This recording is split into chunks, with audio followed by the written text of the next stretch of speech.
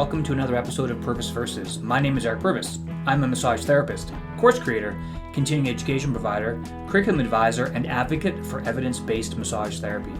In this episode, we welcome Nadine Hawryluk, who is an RMT in Courtenay, BC. She tells us about her journey into academia and the valuable education and insights she gained while completing her master's degree in applied science. The focus of our conversation is on the new CMTBCs new standard of practice on evidence-based practice and how we think this could potentially shape the profession in BC. If you enjoyed this episode, please rate it and share it on all your favorite social media platforms. Purvis Versus can also be found on YouTube, so please check us out there and subscribe. So thanks for being here, and I hope you enjoy this episode. Welcome to another episode of Purvis Versus. Today we have Nadine Hawryluk. And she just told me how to pronounce her name, so hopefully I got that right. She lives in Courtenay, and I'm excited to have you here. We're going to talk about, many things, but we're going to talk a little bit about kind of the focus is going to be on evidence-based practice and kind of what that means for the profession of massage therapy. And we did talk offline about kind of some of the 10 tenets of evidence-based practice. So it's going to be fun and exciting for us to break this down a little bit. But before we get started, just tell everyone a little bit more about you. Who is Nadine? Oh, that's a big question. Well, professionally, I've been an RMT since 2017. But before that, I was working in spas and sort of other sort of practices being a body worker since 2011 when I graduated from a shiatsu program at Langara College many moons ago. And currently I'm running a private practice in Courtenay here. And Courtenay's awesome. Personally, I love the outdoors. I ski, paddleboard, that kind of thing. And if I can get out to a trivia night and host a murder mystery party, that's my jam too. So, what kind of trivia do you like? Oh, well, I mean, I do best with like sciencey stuff. Usually I'm that person at the table. So Yeah. I love Trivial Pursuit and I love like just random stupid trivia. My brain seems to not remember important things like what I need to do from day to day, but I can remember useless facts from an 80s TV show or something. It's ridiculous. Yeah, it's good fun though. I love trivia.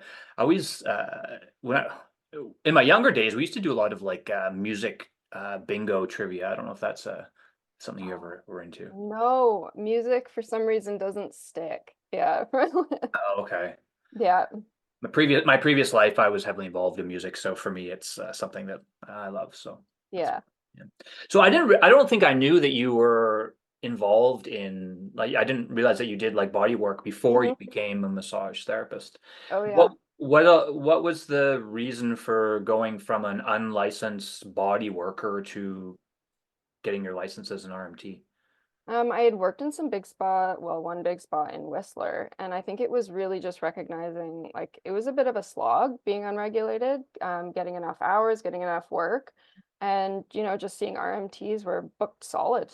And I needed to live. So that was a big push. And I think I also noticed when I was working with people, like they'd be asking me questions and I didn't really know how to answer them properly.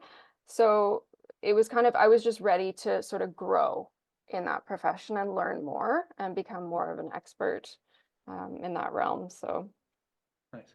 So did you go back to Langara then to do your RMT degree or your RMT? Sorry. No, I moved out to Victoria for WCCMT. Oh, I didn't. Okay, see, I'm learning all kinds of things. I didn't realize that. Okay, so you went to WCCMT here. That's where I went to school as well, but I think Oh, probably okay. well before you.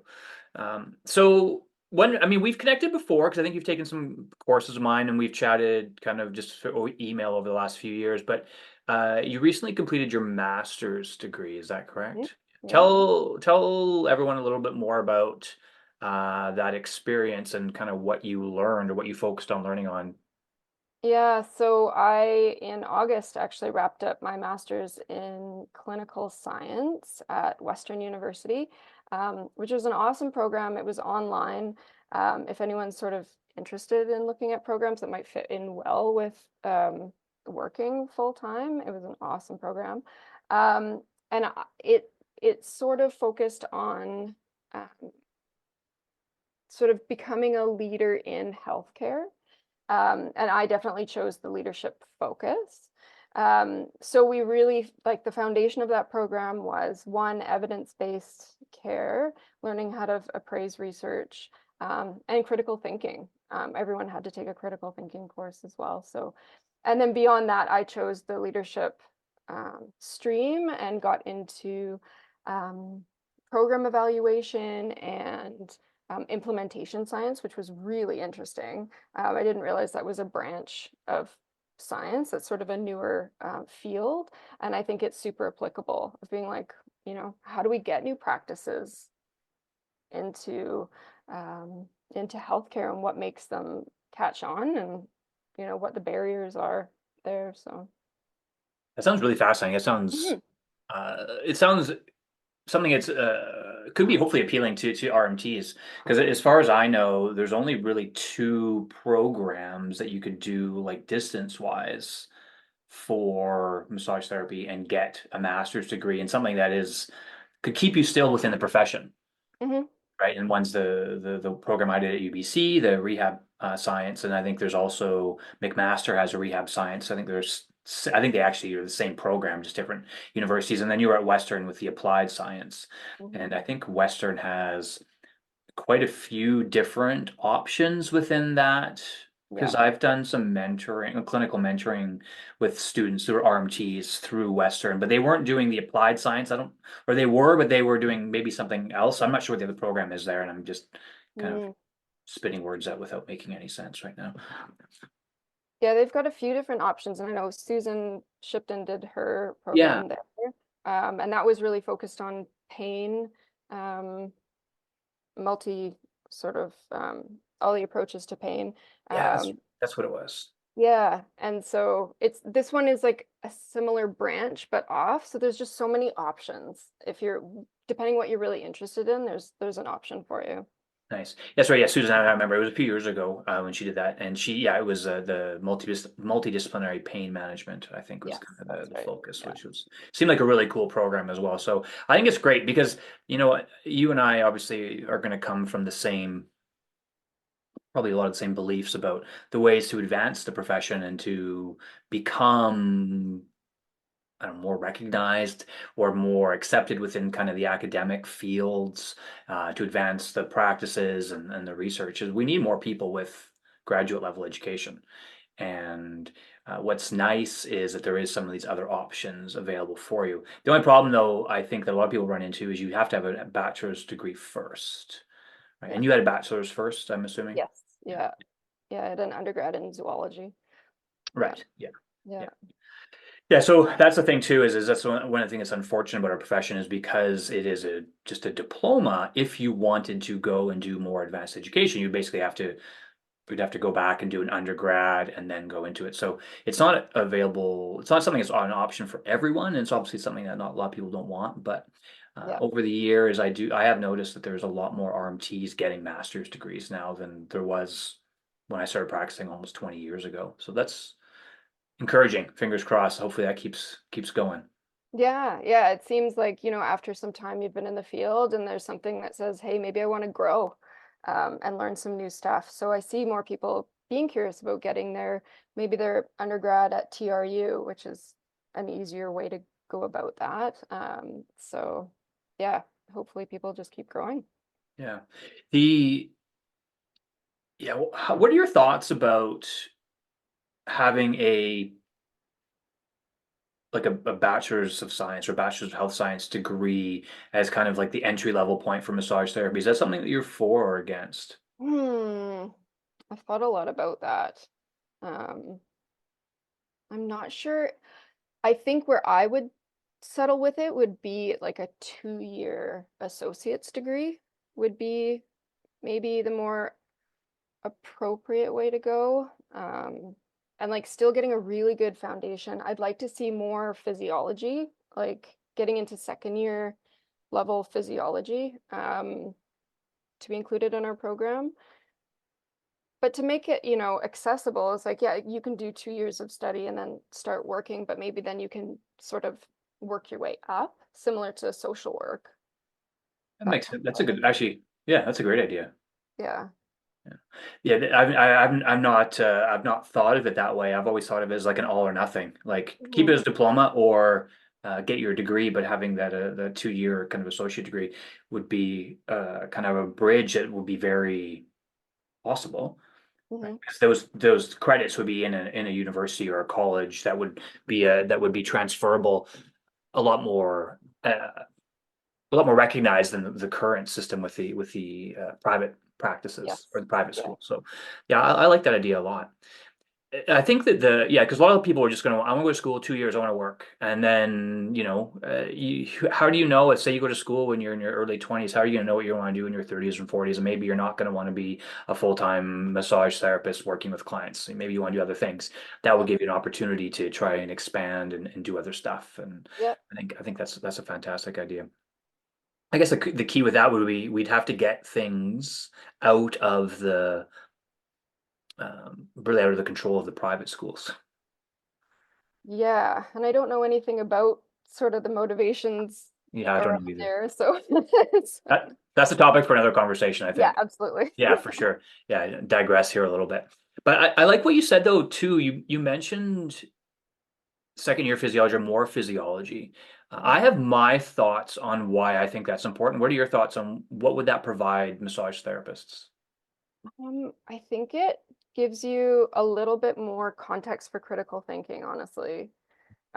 Like when I'm just out in the world and I hear claims about health, I have a background that makes me go, that doesn't sound right. Or like based on what I know about how the human body functions, like that doesn't seem like it's possible. Um, and maybe just gives you a little bit more context about how things work, I think. Yeah. Yeah. Yeah, I feel the same way too. I feel that in our massage education, we learn so much anatomy and physiology and people, it's a lot of information and it's Yeah. very detailed, but I feel that the stuff that's detailed and is stuff that doesn't really matter. You spend a lot of time learning like attachment points between little tiny Right. muscles that have no relevance to anything. You learn about all the systems of the body in like learning about cellular respiration and stuff and these things, which is I think is really cool, but you don't really learn you kind of learn, at least my experience, and then when I talk to others, you learn this information, and then you're like either like it's okay, it's great, it's information, it's interesting, and you never think about it, you never use it. It's not applicable. Mm. Hmm. Right. But then you learn a lot of stuff and then you're taught, well, this is how you can fix these things with your techniques. Right. And I feel that there's a gap there in that Huge knowledge gap. between what's actually happening physiologically when we put our hands on people. You don't really learn. Like you do, but it's not, there's no science, there's no evidence to support a lot of that stuff. So I agree that if you actually understood, had a good level of, not graduate level, but a second or third year level university understanding of anatomy and physiology and what how the body works, more a step above what we learn in massage school, a lot of those health claims or kind of mechanistic claims or things that people like to talk about in massage just wouldn't make sense. 'Cause you're like, that doesn't make sense. I Yep. can't increase your circulation by massaging your skin Yep. because we understand how the venous and the circulatory system and the allostatic allostasis and all these things, balance everything out and blah blah blah. We understand how the kidneys and the liver and all this stuff works at a different level.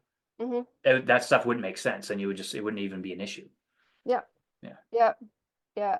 Although, yeah, yeah, and I think like in addition to sort of that physical aspect, we really need to understand how people function and how they feel and like how they interact with people. Like there's that whole side of things too. And I think that because that would debunk a lot of the like, oh, we can do so much with our hands, is like recognizing how much else affects people, um, you know, beyond that. Yeah. And that's one thing too that is not commonly addressed in a lot of our education, whether it's in school or in other CE courses, is it's very focused on technique, technique, technique, right? I was just spent the morning kind of going through a lot of social media stuff and just reading some things just for my own interest to see what are people talking about. And Mm, it's all about what technique should I learn or right. what's the best technique to do this. And everyone's talking about techniques. They're not talking about, how do I help this person who's suffering with, I don't know, severe osteoarthritis of the neck. It's like, what techniques can I use to help this person with a neck? And I'm like, well, should you not understand about like maybe some of the processes involved and the experiences involved, and maybe it's more, maybe you should just take your focus away from your hands and like how can you support and work with the human in front of you? Because Mm-hmm. that's going to be more valuable. But we don't, that's not something we really learn. And I think when Mm-hmm. we have those conversations, what I feel is a lot of times when we talk about how we communicate and how we interact with people and the whole clinical encounter, it's sometimes think people think we're working out a scope of practice. Oh, we're counseling them, No, we're just working on mechanics. I'm like, no, you're working with a human, Mm-hmm. and that's something that definitely needs to be better understood. And we probably, it sounds like we're on the same page of that stuff should be entry level to practice, at least at the basic fundamental concepts. Well, yeah, it's wild. We're working with human beings, like, and we don't have, I think we talked about active listening in passing for 5 to 10 minutes in my training, and we didn't even do any practice exercises. Like, it's like, here are the concepts of active listening. It's like, no, we're working with people. Like, how do we not focus um on that more? And I get that it feels really nebulous, maybe, and no one's taken on that challenge to be like, okay, let's break it down, let's make a framework for what that looks like. Um, Instead, it's just this big open gap that no one knows what to do with, I think. Yeah. Maybe your implementation science training could help with some of that stuff. Yeah, that would be an interesting approach to take. Yeah. What did you focus on in that aspect of your education?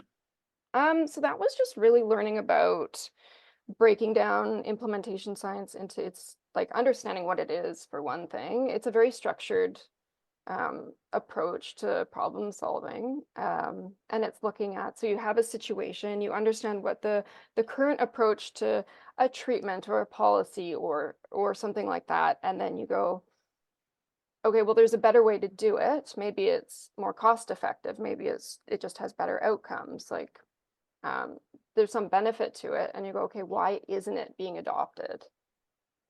And so you want to identify what the barriers are, what are the things that can help implement it, and then come up with a plan to deal with those barriers.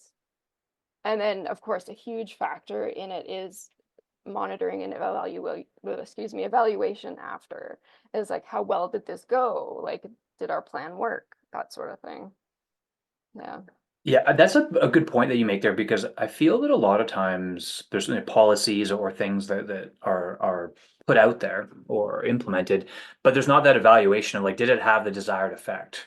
Yep. Right. And that's good. I mean, part of what I did when I was doing my master's degree was we did stuff on like it was a lot of focus was on knowledge translation.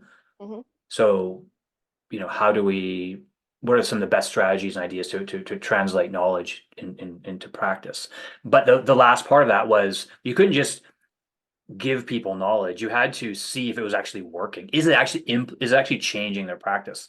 But that's Yeah. the stuff that we don't, as clinicians and even in our like kind of CE world, you don't really know if it's actually making a difference Right. because you have to ask to be an evaluation afterwards. So that's a really important thing, which and I'm glad that you were able to do that. It sounds really fascinating.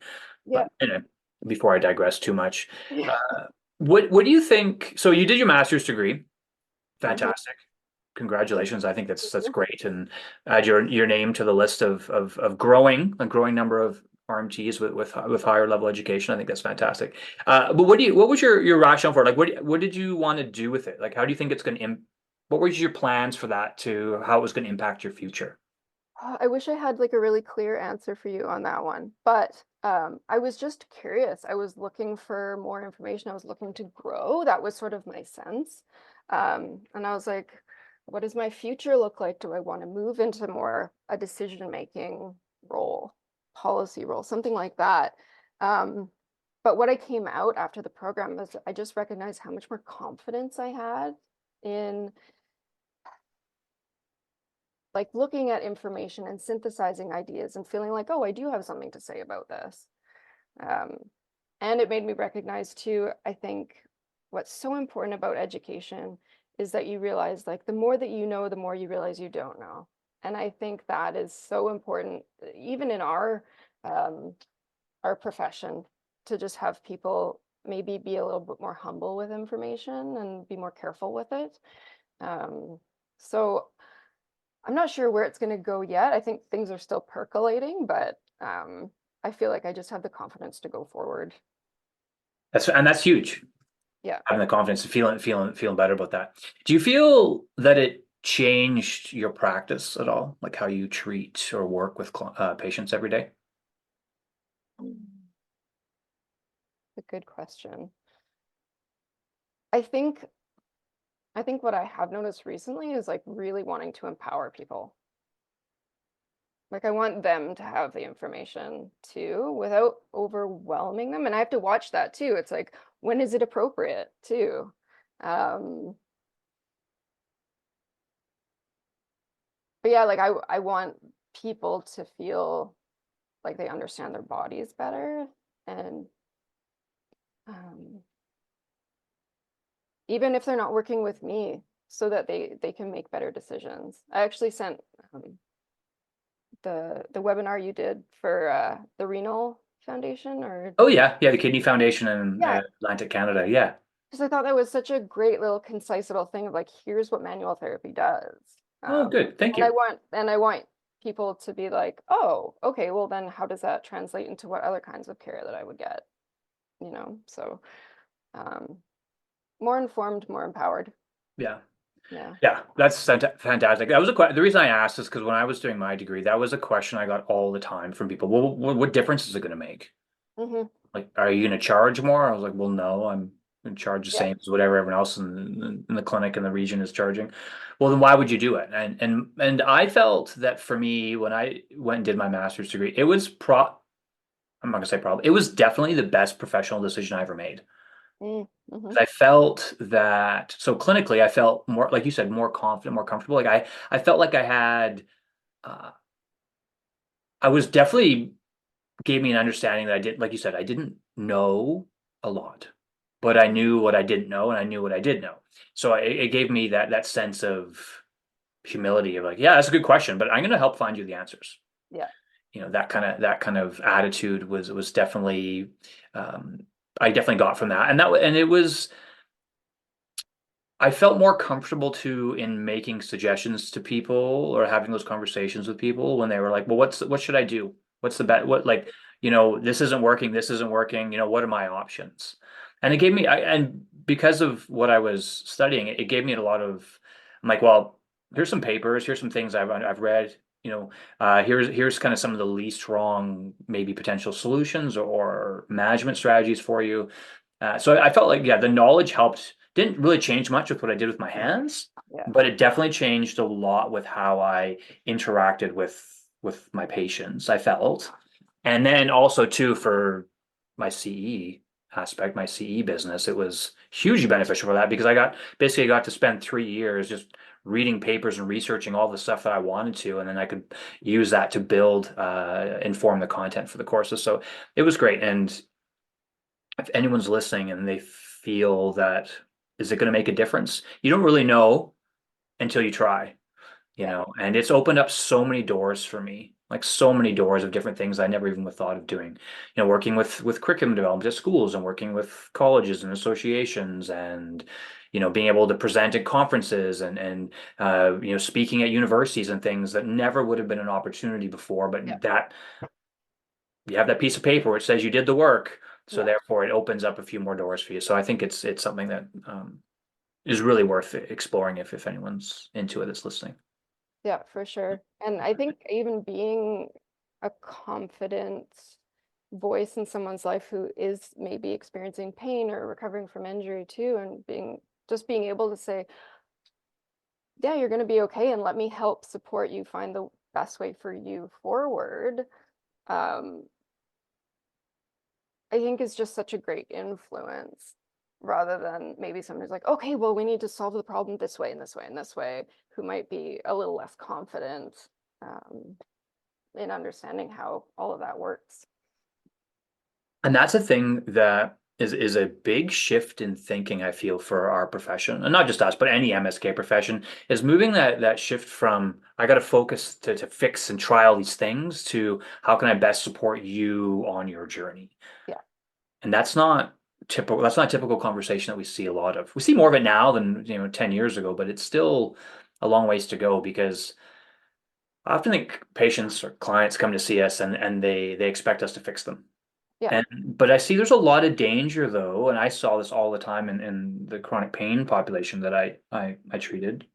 Anybody, but particularly that population, is when you've had a number of therapists trying to convince you or to sell you a wellness plan, or like this is what you need to do, and you go and you spend months or years in some cases and thousands of dollars of either your own money or insurance company's money trying to fix a problem, Yeah. and then they end up just the same or worse because the focus was on the problem, not how can we support the person. That Yeah. subtle shift I find is massive because it takes the pressure off you trying to fix, and it creates this more uh, relationship between you and the other person where you're there to support them and like help Yeah. them make decisions. And your massage is part of it, but it's not the fix. Yeah. And one thing I always say to people is that the danger when you make big promises to clients or patients is that if you don't live up to it, then what are they left with? They're left finding somebody else Yeah. who's going to make big promises, and they keep on chasing and chasing and chasing, and you get on this healthcare professional wheel. It just keeps spinning where you see all these people and you're going nowhere. Yep. Yeah. Yeah. And I would say that's analogous to, and I experienced this early on in my career too, of like looking for the next technique. Like in thinking, oh, other people are helping people better than me. What's the next technique I need to learn? And you end up on that hamster wheel trying to find the right thing to do, um, just on the other side of the table. For sure. And I did that too early in my career for sure. And I wish I know I think I've said this probably numerous times, so people probably who listen to this podcast regularly are like, yeah, Eric, you keep repeating yourself, but I'll say it again.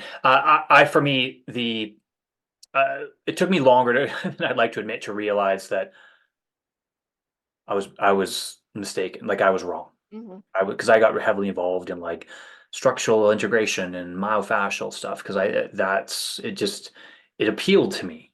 Yep. And I'd had those kind of treatments and they helped for me. So of course I need to learn how to be as amazing as everybody else. And then it took too long, but I realized after quite a few years, I was like, this doesn't make any sense anymore. Yeah. I wish I could have noticed that earlier, but we get hype, we get hyped up on those things, and it's Yeah. it's attractive because Yeah. they make big promises.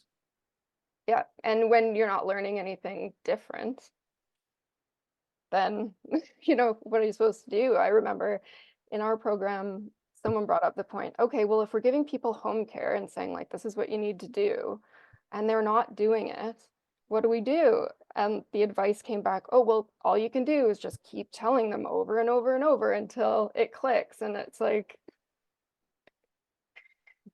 you know, or maybe think, this might not be appropriate for this person, or like, what's another option? So I think that's a new thinking that I'm so glad to see is coming forward. But on the other side of that, I have seen it sort of swing the other way, where it's like, oh, well, it's no longer my responsibility to fix you. It's all on you. And Yeah, if you're not going to do the work, then you're not going to get better. So I'm like, let's come back to the middle here. Like, yeah, that pendulum swings pretty far both yeah. directions. And yeah, when I was in school too, I remember learning that what you said about just you got to just keep telling them. You got to keep if they're going to get better, they got to do their stretches, they got to do their exercises, and and now I look back and I kind of laugh and I think the amount of rehab stuff that we got educated about was terrible.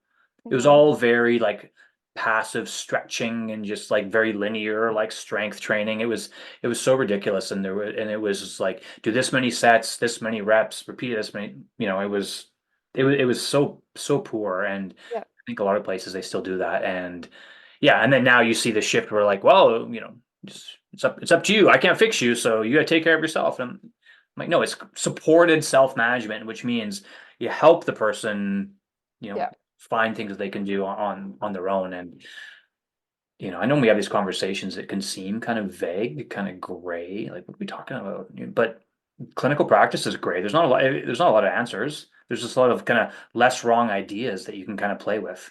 Yep. Yep. Yeah. And how do you get the, you really, I think switching to the idea of function is like, what's going to make this person's life enjoyable, worthwhile, like functional? And if that's the question you ask, rather than, oh, how do we get rid of this person's pain? Then it would totally shift how we approach people. 100% it would. Yeah, because how like pain. I mean, how often can you just say, "Oh, I'm going to get rid of all your pain"? Yeah. If someone's been in pain for a long time, maybe you can turn the volume down a little bit on their pain experience, but you're not going to get rid of it. Yeah. And everyone's probably has a case where someone's been in pain for 10 years and you did something and then they got better. Right. You're like, I fixed them, but How did I do that's that like again? that's like one in 1,000. Yeah. It's not good odds, but we always remember that one. We always remember that one person who had pain forever. And we did this one thing and they got better, Yeah. but that's Yeah. not the majority. Yeah. No, life is painful. There's no way around that. Yeah. Yeah, but function is key, and I mean, if we could, if because I think in MSK world and in our massage therapy world, we can help people with function, hopefully more so than we could. I should say hopefully, but it's a better we have a better claim of helping people with function than we do of reducing their pain significantly. We can modulate pain for a short period of time during and after massage, but long term, the evidence is not good. No. Yeah, it's very short term. So, but function is something, yeah, and we see that all the time too, right? If you look at, and this is gonna segue into our next conversation about evidence-based practice, but we see that a lot in evidence-based practice stuff is that you know, getting people to function better is a more reasonable and more supported goal. And like all the clinical practice guidelines are focusing more on function rather than just 100% pain relief. It's pain modulation, pain control, not pain elimination. And the Yeah. goal is always function. Yeah. Yeah. It always in service of getting back to things that you love. Yeah. Yeah, yeah, for sure. So just as we kind of move into our little conversation here on evidence-based practice, I just wanted to ask your opinion on what do you think some of the biggest issues are that our profession is facing today, and let's put that within the realm of evidence-based practice. Yeah. I think given the new standard that just came out, I think a big challenge is going to be that transition. What does that look like? How are we going to have different conversations? How we move through this transition is going to be a big challenge, I think, for a lot of people. But I think there's so many opportunities for people such as yourself to provide resources and support and information in a really supportive way to help us move forward. Yeah, Yeah. yeah, that's a good point because I mean, there's many issues facing our profession in BC, the college amalgamation with the other, what are they Mhm. calling it? Complementary or integrative health? Oh, now I forget. I There's forget. some others. I know a lot of us wanted to be in the allied health one, but the allied health college is all basically university degree colleges or Yeah. university degree professions, and then the one that we're in, which I can't remember what it's called, is all basically just like trade school, like private school kind of stuff, right? So it's naturopaths, massage, chiropractors, uh, And Chinese Chinese medicine. medicine, acupuncture. Yeah, so those ones are all in that college. So that'll be interesting to see how that goes. I don't know if it's a big issue, but I know it personally. I'm not too concerned about it. I don't. There's nothing we can really do about it. But I think a lot of people in our profession are like freaked out about it, and I think Mhm. it's a bit of a slap in the face. I think for those of us that are kind of evidence based or science based in our thinking, it's kind of like, oh, now we're going into these other professions, which maybe we don't identify with, but Right. that's But I think there's movement in those other professions too, similar to us, where there's like subsets of people who are pushing for a more evidence-based approach. So maybe we could all sort of work together in that direction. Yeah, and that would be a great solution because Yeah. we can talk about problems all we want, but solutions are, I think, are the key thing. And I talked about that in a previous podcast episode that I released about just like some of the options for solutions, right? And there is options out there depending on what it is you're looking for. Hmm. But yeah, there is. I know a handful of chiropractors that are, they don't like the direction that their profession has gone, and with like the kind of before, a lot of the chiros were doing the x-rays to, pathologize your spine and then selling you a series of treatments. And, I know that stuff's been kind of taken away and there's a huge pushback on that. So there is definitely an evidence-based contingent to all the professions, but this might be an opportunity for them to get together, hopefully, and push for better. So fingers crossed, Yeah, right? Fingers yeah, that's right. crossed. Yeah. Yeah, that would be another big issue though, is I think we kind of need to, identity is a big one for us, and I'm sure that's been mentioned before on your podcast, but um, I've even noticed it's like when we were talking about the name of the new college and like how people want to be considered, be it complementary or integrative, or it's like trying to figure out how we relate to um, the healthcare system. Are we something separate, or are we a complement? Are we a support? I think that's a big thing that we'll work on as we move forward. I think from the conversations I've had with a lot of RMTs that they would love to be part of a full healthcare system, kind of like how physiotherapists are or Mhm. occupational therapists are, or even opportunity to work in a hospital or an outpatient care, or you could work in private practice. Like there's more options. And I know a lot of massage therapists would like that. And I think it would be fantastic if our profession could get to that point. But I think we're saying at the beginning of this podcast, without that entry level education being higher without having a degree, it's just probably not going to happen just in Yeah. terms of how we are perceived by the public Yep. and how we are perceived by the healthcare world. Hmm. And to be honest, when we look this on a lot of the nonsense that's out there, a lot of the pseudoscience that is really common Hmm. in our profession, that really holds us back Yep. because it's like it's not helping. Yeah. And so hopefully with this new evidence-based practice standard, which we're going to talk about here, the hopefully that'll kind of help to push us in the right direction where there won't be it won't be tolerated anymore by our regulator. Hmm. And it's that you can't say and do things that are not evidence-based. That there's no, and this is a thing too, I guess we should say just some people I know, and I like the term science-based because it talks more about biological plausibility. But I think in terms of where the college is going with this, I think evidence-based is a good start. Yeah. So I think that just wanted to put that in there for those that are like, I like science-based. So I like science-based too, but let's go with a term that's been used for a long time. So Yeah. evidence-based. But and it'd be interesting to see how this how if this has any teeth though.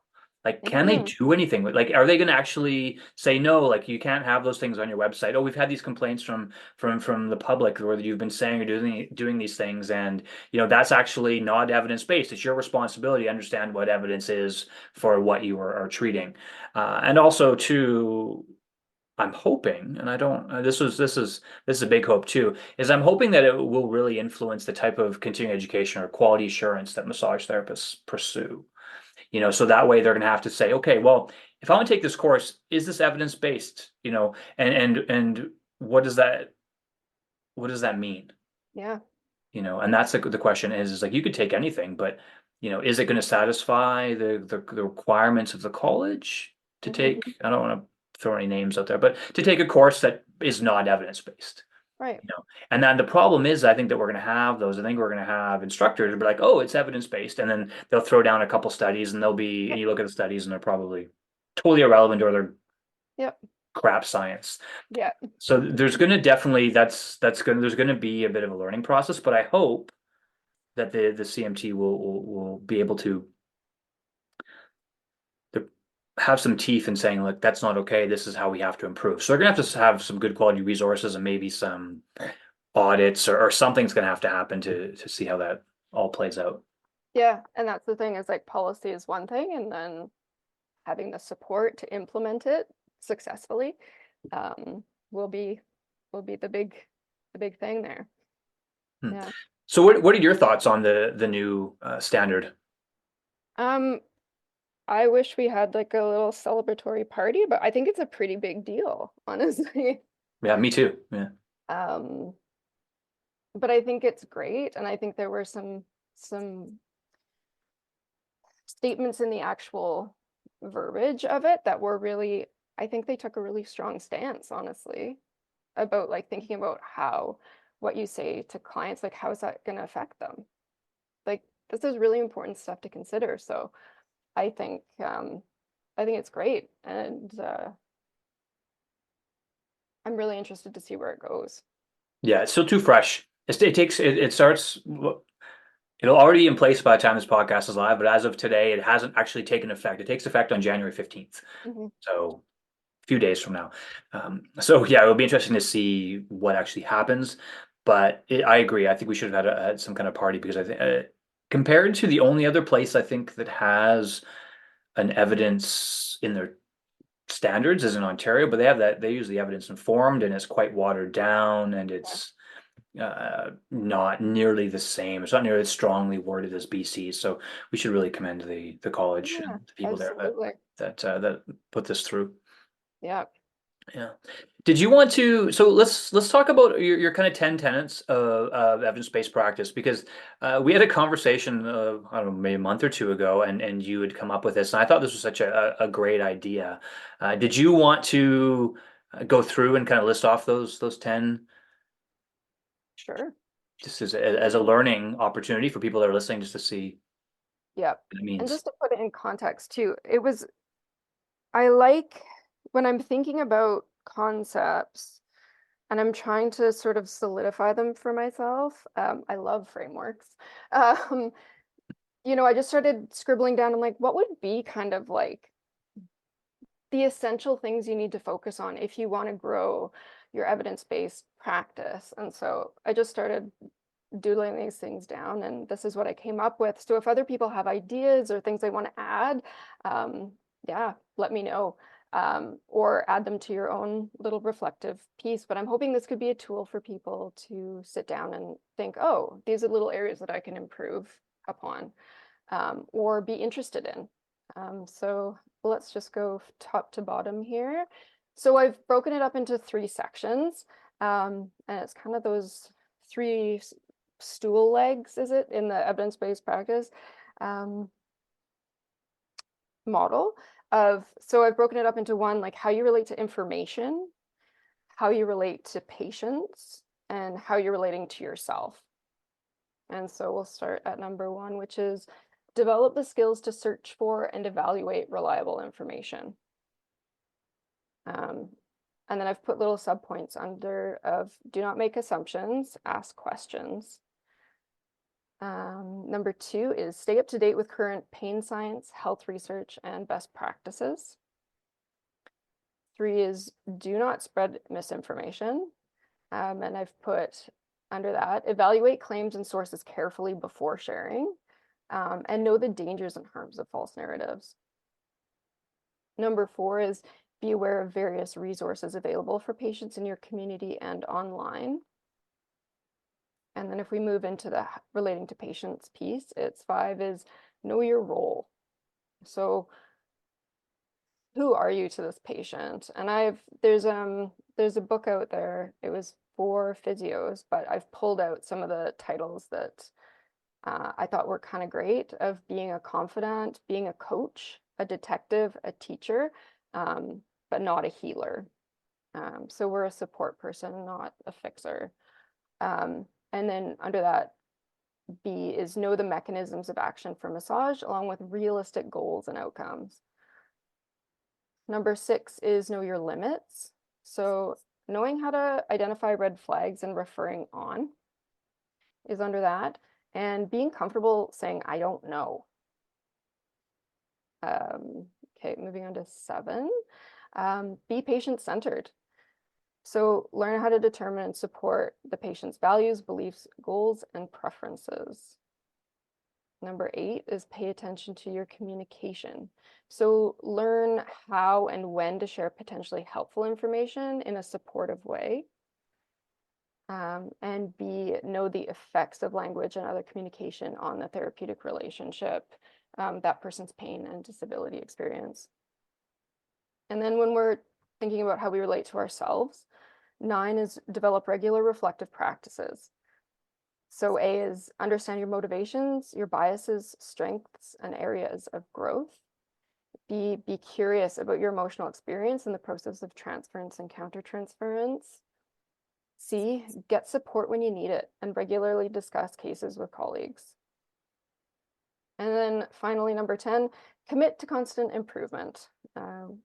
Continue to learn about pain, rehab, healthcare, disease processes, communication, yourself, research literacy, and appraisal. So those are my 10 rules. I love it. I love it. I think that's such a great way to kind of put that all together. And it's, these are things that are, we should all be able to do. And you could read it, it's like, oh my gosh, 10 things, but these are not impossible. No.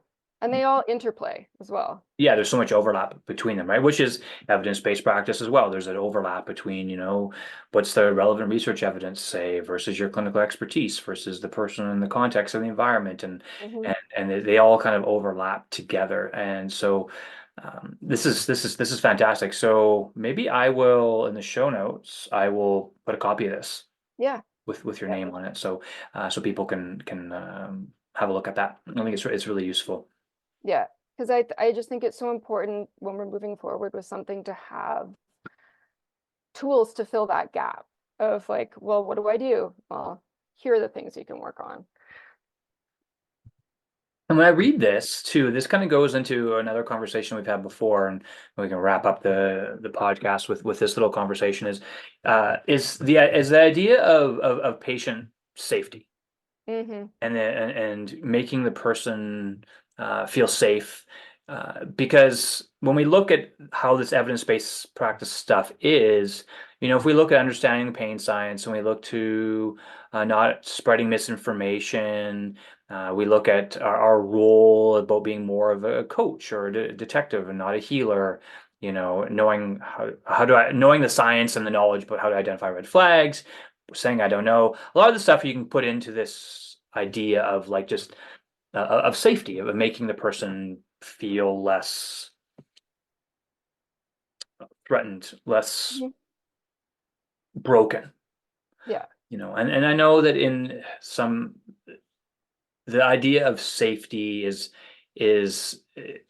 some people don't necessarily agree with that, and we're not talking about pain science or pain splaining. We're not talking about like neuroscience education where you're like, I'm going to tell you everything that you need to know about pain to make you feel safe so you're not feeling threatened by what's happening in your body. We're not talking about that kind of safety, because that's an idea that's popular, and I used to teach more of that. Now I think I try and do a better job of putting that pain science stuff into proper clinical context. Mm-hmm. So you're not just pain splaining. But I think I still strongly believe, and when I look at the evidence and we look at kind of your comments here, if our goal is just to make the person in front of us feel good, Mm-hmm. can our touch feel good? Can our clinical environment feel good? Can our words feel encouraging? Mm-hmm. It's not just being like, oh, I'm so nice, blah, blah, blah. It's not like over the top, but it's just everything we do is how can we support you? How can we make you feel like this is a good place to be? Yeah. Yeah. And a little metaphor that I sort of, after thinking about these things and what it is that people really need from us, and I always think like we're really adults or just bigger kids. And at the end of the day, like this is going to sound a bit reductive, but in a way, like we're professional boo-boo kissers, right? It's like, I love that. how do you be the best possible boo-boo kisser that you can be? How do you, because someone hurts themselves, they come and they say, I have an owie, and you say, oh, you're going to be okay. So reassurance, right? And then you provide some sort of care touch that's going to support that person. So how do you create an environment that's super supportive, super safe, and you're going to create that resilience and that empowerment for that person? And you're not saying, oh, I'm going to do some magic to it and like fix you. You're just saying like, do you need some information right now? What do you need to feel like you can go forward confidently? I love that. Yeah. Professional boo-boo kissers. Yeah.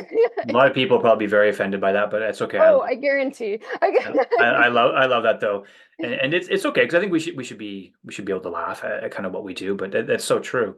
And Yeah. and you use the term reassurance, which is important because if we look at the clinical practice guidelines for pretty much any MSK condition, it's like reassurance is usually the first thing.